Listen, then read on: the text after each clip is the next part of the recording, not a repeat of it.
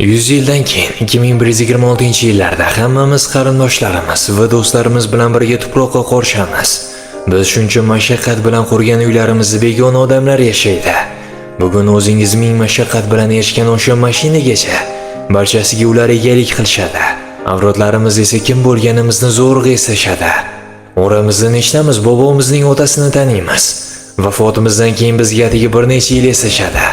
Bir necha yildan so'ng esa tariximiz, suratlarimiz, qilgan ishlarimiz changga aylanadi. Unutilgan axlatxonaga ketadi. Hattoki xotiraga ham aylanmaymiz.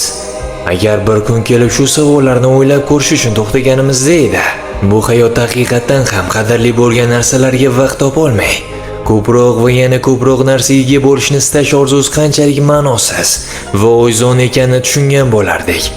Men hech qachon qilmagan o'sha sayrlarimni yashab ko'rish, farzandlarimizga va sevganlarimga yo'lolmagan o'sha quchoq mehr va o'pishlarni berish uchun bularning barchasini alishgan bo'lardim.